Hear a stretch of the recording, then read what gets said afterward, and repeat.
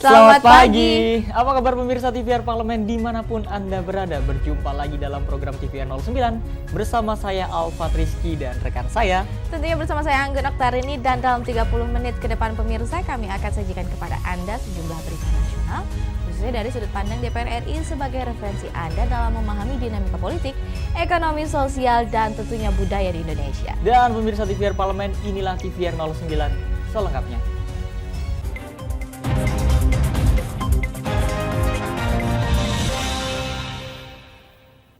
Pemirsa, mengawali informasi pada pagi hari ini, DPR RI meminta pemerintah percepat proses pembentukan Badan Layanan Umum atau BLU Batubara yang hingga kini belum menunjukkan progres akan selesai sebagai kepastian pasokan batubara untuk pembangkit listrik tenaga uap milik PLN. DPR RI meminta pemerintah percepat proses pembentukan Badan Layanan Umum atau BLU Batubara yang hingga kini belum menunjukkan progres akan selesai sebagai kepastian pasok batubara untuk pembangkit listrik tenaga uap milik PLN. Para pemasok batubara lebih memilih mengekspor komoditasnya, mengakibatkan stok batubara PLN defisit dan dinilai akan berdampak pada krisis batubara. Anggota Komisi 7 Mukhtaruddin menekankan agar jangan sampai ekspor batubara diberhentikan. Untuk itu, ia mendorong Perpres agar segera diterbitkan sebagai solusi jangka panjang untuk mengamankan pasokan batubara dalam negeri, khususnya bagi kebutuhan kelistrikan PLN. Dan saya kira ini kita sepakat bahwa Perpres itu solusi yang cepat dalam rangka membuat payung hukum terhadap pelaksanaan BLU ini. Sekarang kuncinya ada di Kementerian SDM dan Seknek. Karena ini kan masih ada dispute, masih ada perdebatan di internal pemerintah sendiri. Apakah Perpres, apakah PP? Sementara itu, Menteri ESDM Arifin Tasrif mengatakan pembentukan BLU dalam tahap finalisasi tinggal menunggu izin prakarsa yang belum mendapatkan persetujuan. Nah, ini saat ini sedang dilakukan pembahasan dengan kementerian-kementerian terkait dengan nanti diterbitkannya izin prakarsa. Ya, nah kalau ini sudah selesai, tentu saja nanti akan dilanjutkan dengan pembahasan dengan kementerian-kementerian terkait, ya, dan sesudah itu nanti akan diajukan sebagai konsep Perpres untuk ditandatangani oleh Bapak Presiden. Dengan dibentuknya BLU Batubara, pengusaha tetap menyalurkan DMO untuk industri dalam negeri dengan tetap mematok harga pasar. Andri, TVR Parlemen, melaporkan. Sebagai tuan rumah Parliamentary Speaker Summit at G20 atau P20, DPR RI mengajak seluruh negara untuk bangkit bersama dalam pemulihan seluruh sektor pasca pandemi COVID-19. Sebagai tuan rumah Parliamentary Speaker Summit at G20 atau P20, DPR RI mengajak seluruh negara untuk bangkit bersama dalam pemulihan seluruh sektor pasca pandemi COVID-19. Ditemui di Gedung Nusantara 1 DPR RI Senayan, Jakarta baru-baru ini, Wakil Ketua Badan Kerjasama Antar Parlemen atau BKSAP DPR RI Mardani mengungkapkan, DPR RI mendorong setiap negara untuk kembali bangkit dari pandemi COVID-19 yang berangsur-angsur mulai mereda. Parlemen negara G20 atau P20 diharapkan mampu membuat peraturan perundang-undangan yang selaras untuk mendukung kebijakan pemerintah dalam masa pemulihan. Karena pandemi ini luar biasa memukul banyak sekali negara-negara dunia ketiga, contohnya vaksin kemarin, anggap jomplang. Satu orang di Kanada bisa dapat 11 vaksin, tapi satu orang di Afrika satu vaksin untuk 300-an orang gitu. Itu kan jomplang. Nah, kita berharap ada kebijakan yang menjamin bahwa karena kita tinggal di dunia yang sama, di planet yang sama, kalau katakan negara maju selesai urusan vaksin, tapi yang ini tidak, mutasi di sini akan kena negara maju juga gitu. Sehingga kita lagi berharap dengan P20 ini negara-negara parlemen di negara G20 memberikan kontribusi yang lebih besar lagi untuk menjamin sustainability, keamanan, kemajuan dari seluruh bangsa-bangsa yang ada. Mardani berharap pandemi COVID-19 bisa memberi pelajaran bagi negara-negara di dunia untuk saling membantu satu sama lain agar kejadian serupa tidak terulang lagi di masa mendatang. Oki Zulindra dan Yoga, TVR Parlemen, melaporkan. Komisi 2 DPR RI menagih Kementerian Keuangan soal kepastian anggaran pemilu tahun 2024. Informasi selengkapnya sesaat lagi, dan untuk itu tetaplah bersama kami di TVR 09.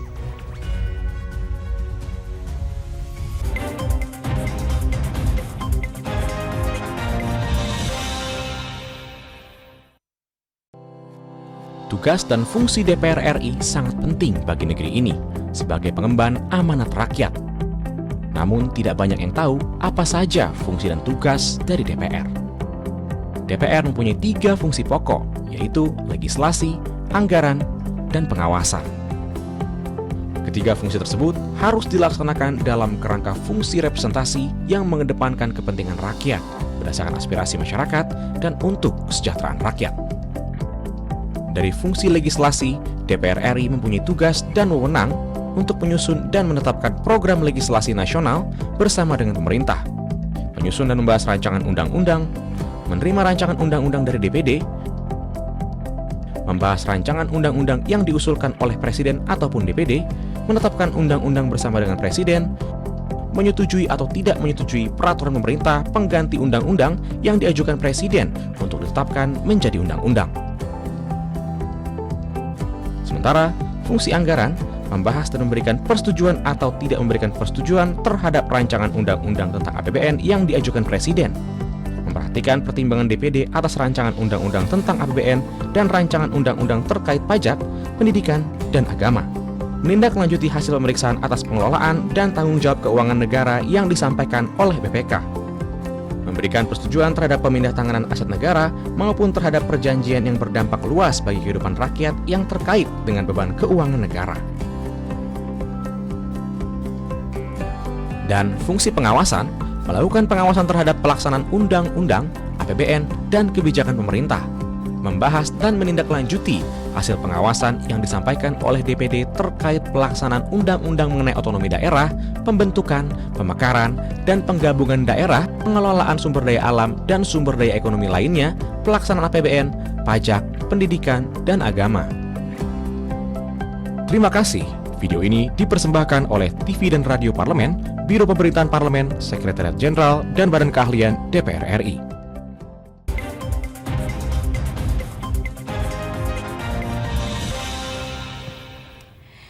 Terima kasih pemirsa, masih bersama kami di TVR 09. Pemirsa, Komisi 2 DPR RI meminta Kementerian Keuangan memberikan kepastian terkait pencairan anggaran penyelenggaraan pemilu 2024 sebagai wujud komitmen dan keseriusan pemerintah dalam mendukung pelaksanaan pemilu. Komisi 2 DPR RI meminta Kementerian Keuangan memberikan kepastian terkait pencairan anggaran penyelenggaraan pemilu 2024 sebagai wujud komitmen dan keseriusan pemerintah dalam mendukung pelaksanaan pemilu. Anggota Komisi 2 DPR Mardani menilai keseriusan itu dapat ditunjukkan dengan menyediakan dana tahapan pemilu sesuai kebutuhan KPU. Menurutnya, KPU membutuhkan kepastian anggaran agar dapat menjalankan semua program persiapan dan tahapan pemilu dengan optimal. Mardani mengungkapkan pihaknya memahami kondisi keuangan negara yang saat ini sedang sulit. Kendati demikian, Kemenq harus memberikan kepastian waktu pencairan anggaran pemilu serentak yang akan digelar pada 14 Februari 2024 mendatang. Kami meminta agar Kemenq dalam hal ini pemerintah segera menetapkan budget yang misal minta 8, dapetnya cuma 3, nggak kenapa, tetapkan 3, tapi kapan turunnya 3? Sehingga teman-teman ke KPU, Bawaslu, dan DKPP bisa bekerja berbasis anggaran yang pasti tadi. Nah, kami minta KPU, katanya sudah peninjauan, Kemenq juga 5 Agustus kemarin sudah keluar suratnya katanya. Kami bersyukur, contohnya teman-teman berharap untuk ad hoc teman-teman KPPS atau PPK itu UMR, ya. UMR bisa ada yang 1,4, ada yang 2, kalau di DKI hampir 4 gitu kan. Kemenq disetujui 1,2 sampai 1,9 juta. Udah bagus. Yang penting naik, rata-rata naik 30%. Mardani menuturkan bakal melakukan pengawasan pada pemerintah soal pencairan anggaran pemilu. Namun di sisi lain, ia juga meminta KPU menyampaikan secara terbuka alokasi anggaran yang dibutuhkan saat ini. Oki Zulendra dan Yoga, TVR Parlemen melaporkan. Anggota Komisi 6 DPR RI mendorong penguatan holding BUMN farmasi demi kemandirian industri farmasi nasional serta meningkatkan ketersediaan produk melalui inovasi. Anggota Komisi 6 DPR RI mendorong penguatan holding BUMN farmasi demi kemandirian industri farmasi nasional serta meningkatkan ketersediaan produk melalui inovasi. Dalam rapat dengar pendapat dengan Direktur Utama PT Bio Farma, Indofarma, dan Kimia Farma, Anggota Komisi 6 DPR RI Abdul Hakim Bafagih mempertanyakan upaya yang telah dilakukan PT Bio Farma dalam proses menuju holding strategis. Sebagai BUMN farmasi pertama di Indonesia, pemerintah sudah mendukung penuh perusahaan tersebut dengan pencairan PMN yang cukup besar. Ternyata masih belum bisa bersaing, sangat besar dibandingkan perusahaan farmasi yang lain, kemudian pendapatannya juga tidak bisa bersaing, tetapi ya alhamdulillah ada peningkatan net profit yang luar biasa. Jadi kalau biasanya itu di kisaran 350 sampai dengan 300 miliar di 2021 1,9 T.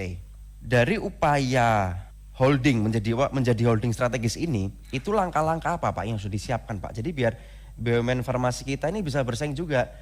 Bagaimana support pemerintah, bagaimana perhatian pemerintah untuk memberikan yang terbaik untuk BUMN farmasi.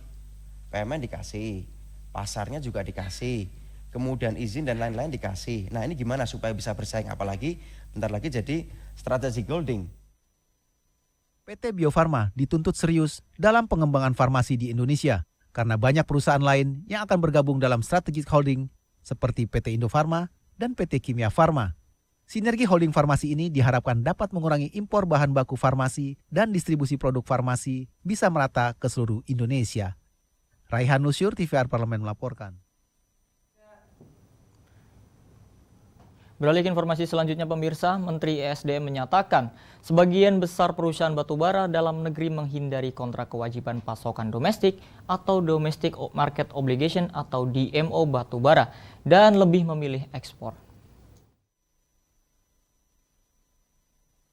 Menteri ESDM menyatakan sebagian besar perusahaan batubara dalam negeri menghindari kontrak kewajiban pasokan domestik atau Domestic Market Obligation atau DMO batubara dan lebih memilih ekspor. Anggota Komisi 7 DPR RI mendesak pemerintah membuat kebijakan tegas dan ketat terkait kuota ekspor dan kewajiban DMO di dalam negeri oleh perusahaan-perusahaan batubara, terutama untuk kebutuhan BUMN.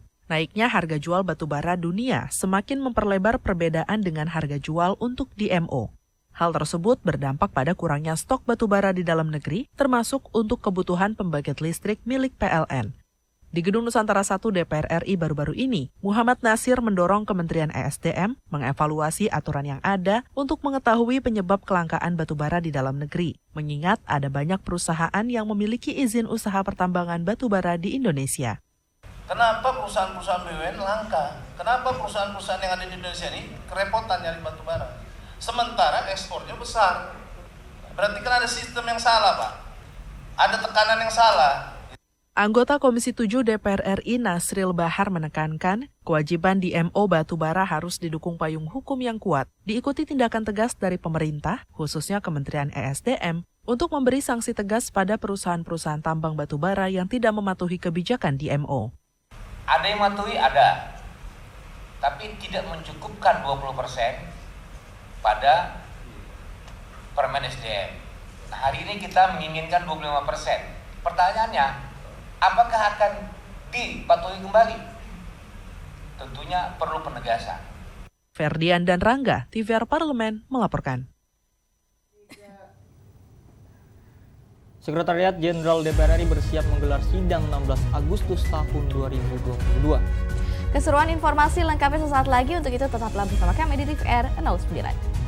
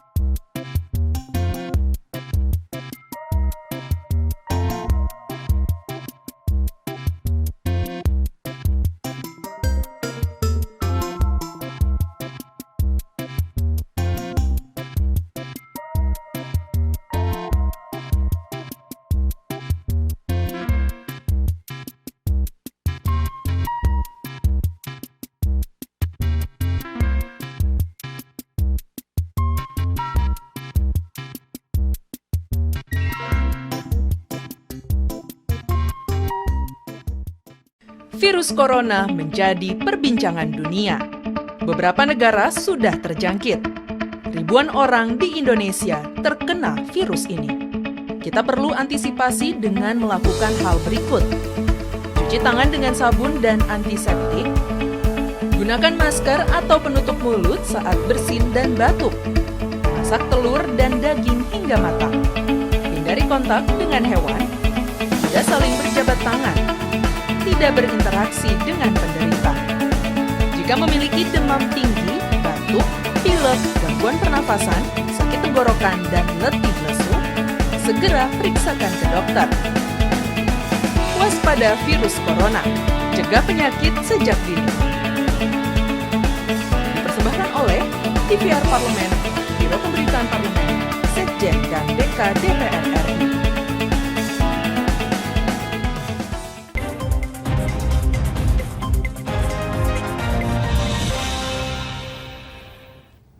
Anda kembali pemirsa di TVR 09. 16 Agustus pemirsa selalu menjadi hari sibuk untuk DPR RI, MPR, dan DPD. Pada hari itu, ketiga lembaga mengadakan agenda rutin sidang tahunan MPR RI, sidang bersama DPR RI, DPD RI, dan sidang paripurna DPR RI. Dan pemirsa, Sekretaris Jenderal DPR RI, Indra Iskandar menyatakan sidang tahunan MPR RI, sidang bersama DPR RI, DPD RI, dan sidang paripurna RAPBN tahun anggaran 2023 yang digelar pada 16 Agustus 2022 mendatang, seluruh agenda akan digelar dengan protokol kesehatan secara ketat. Dan berikut ini laporan mendalam yang telah dirangkum oleh tim redaksi TVR Parlemen dalam segmen editorial Parlemen.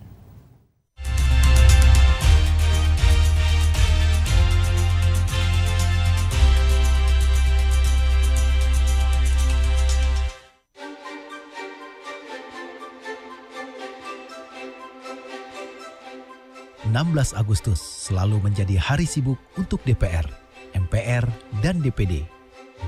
Pada hari itu, ketiga lembaga mengadakan agenda rutin, sidang tahunan MPR RI, sidang bersama DPR RI, DPD RI, dan sidang paripurna DPR RI.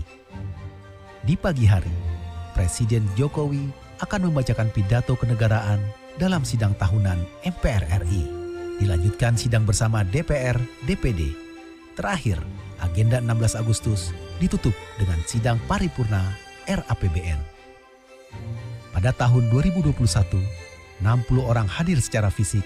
Untuk tahun 2022, sidang tahunan akan dihadiri Presiden dan Wakil Presiden serta 575 anggota MPR, DPR, dan DPD RI hadir.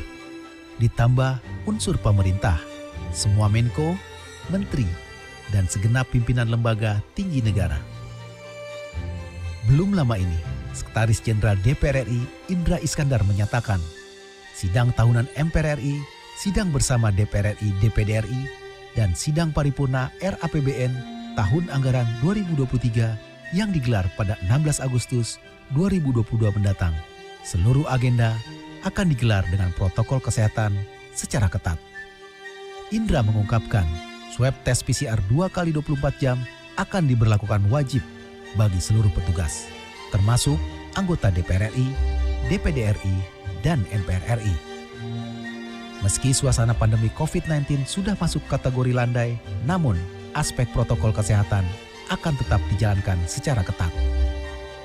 Terkait mekanisme pengamanan dalam rangka menyambut kehadiran Presiden Joko Widodo, protokol DPR RI bersama protokol MPR RI, DPD RI, dan protokol kepresidenan mengadakan rapat terkait keamanan Presiden, anggota DPR RI, MPR RI, dan tamu undangan. Usai rapat, Kepala Biro Protokol dan Humas DPR RI, Suratna, mengatakan pihaknya selalu berkoordinasi dengan Pas Pampres dalam mempersiapkan keamanan untuk acara sidang tahunan MPR RI, sidang bersama DPR RI, dan DPD RI, serta sidang paripurna RAPBN tahun anggaran 2023. 24 jam. Untuk keamanan tentu kami akan berkoordinasi terus dengan pihak Pas Pampres sehingga untuk mobilitas orang-orang yang tidak berkepentingan terhadap acara sidang tahunan, sidang bersama maupun sidang APBN akan kita batasi sehingga para ajudan, para ADC, kementerian lembaga ini tidak diperkenankan untuk masuk ke gedung Nusantara. Jadi seluruhnya akan dikoordinasikan, akan kita escort melalui protokol DPR. Dalam kesempatan yang sama, PLT Deputi Bidang Persidangan DPR RI Supri Hartini menyampaikan, susunan acara sudah disahkan untuk acara 16 Agustus 2022. Supri Hartini berharap acara tersebut dapat berjalan dengan lancar, terutama keamanan Presiden yang menjadi tanggung jawab protokol DPR RI bersama Pas Pampres. Insya Allah semua susunan acara yang sudah tadi kita bahas bersama ini sudah fix dan kita berharap semua pelaksanaan sidang 16 Agustus ini dapat berjalan dengan baik dan lancar dan kita semua senantiasa diberikan kesehatan ya sehingga kita bisa menghadiri dan mengikuti sidang 16 Agustus ini. Nantinya, petugas keamanan ditempatkan pada titik-titik vital yang dilalui Presiden dan tamu undangan. Untuk itu, semua petugas keamanan harus negatif COVID-19. Pada agenda sidang tahunan 2022 telah disepakati kehadiran undangan fisik 100%, sehingga membutuhkan strategi pengaturan kehadiran anggota dewan, serta mekanisme agar bahan pidato Presiden bisa didapat oleh segenap pimpinan dan anggota DPR, MPR, dan DPD melalui akses cloud dan QR Code yang bisa diakses secara paperless. Karena masih dalam suasana pandemi COVID-19 dan upaya membatasi mobilitas di area sidang, mekanisme peliputan media tahun ini akan dilakukan pitching melalui TV poll yang akan dilakukan oleh TVR Parlemen.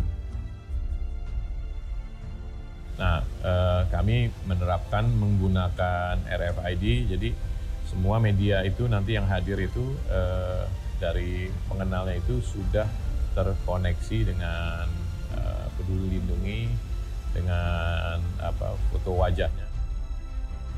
Sebagai penutup, Indra mengingatkan masyarakat yang ingin mengikuti agenda sidang dapat menonton lewat layanan streaming TVR Parlemen, platform media sosial DPR seperti YouTube, Facebook, dan Instagram, juga melalui TV nasional.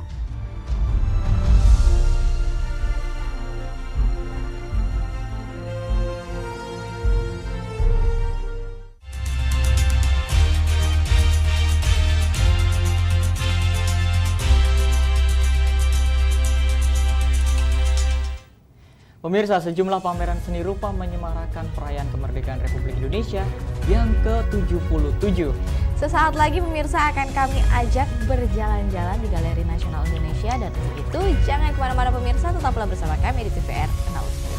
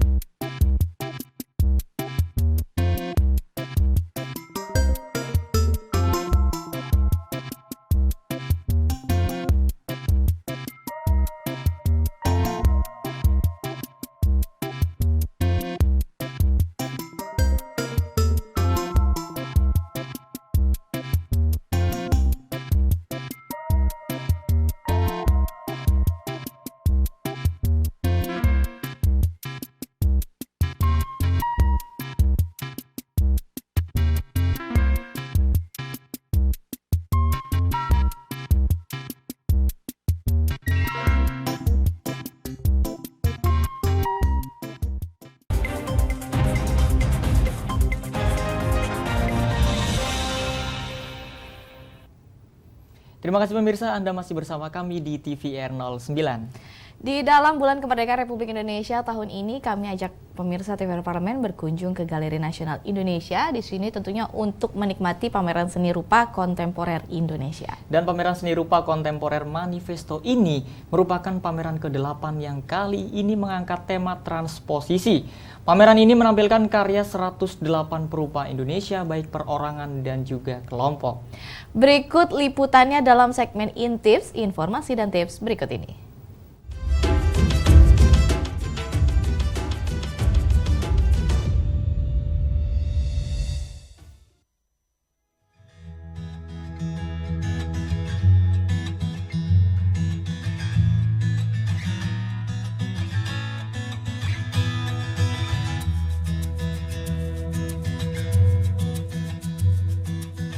Dalam bulan kemerdekaan Republik Indonesia tahun ini, kami ajak pemirsa TVR Parlemen berkunjung ke Galeri Nasional Indonesia.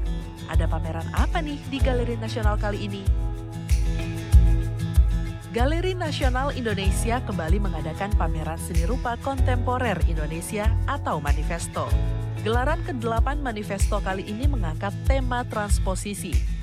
Pameran ini menampilkan karya 108 perupa Indonesia baik perorangan dan kelompok. Masing-masing perupa menyuguhkan karya yang dipilih berdasarkan hasil seleksi kurasi dari 613 calon peserta yang mengajukan melalui undangan terbuka. Pameran seni rupa kontemporer Indonesia ini dikuratori oleh Rizky Azailani, Suwarno Wisetrotomo, Citra Smaradewi, dan Teguh Margono. Karya-karya yang dipamerkan menunjukkan jenis dan karakter medium ekspresi yang beraneka bentuk dan ukuran.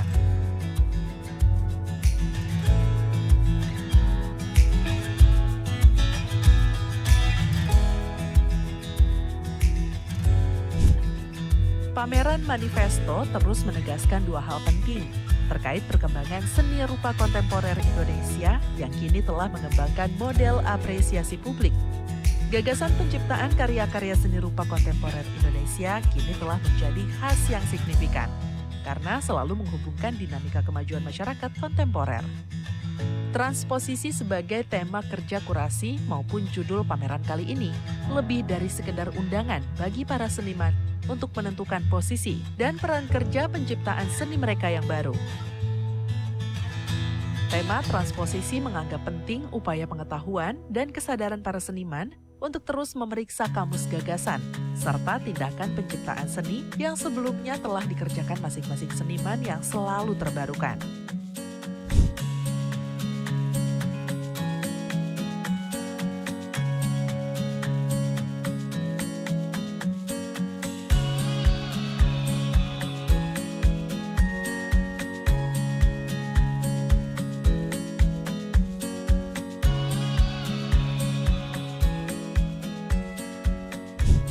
Nah, pemirsa TVR Parlemen yang ingin mengisi waktu di bulan kemerdekaan kali ini bisa berkunjung ke pameran ini mulai dari tanggal 27 Juli hingga 26 Agustus 2022.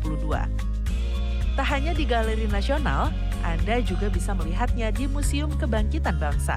Pameran Manifesto diinisiasi dan digelar oleh Galeri Nasional Indonesia secara konsisten setiap 2 tahun sekali. Pameran ini diselenggarakan pertama kali pada tahun 2008 silam. Yuk mari menikmati karya seni anak bangsa ke Galeri Nasional.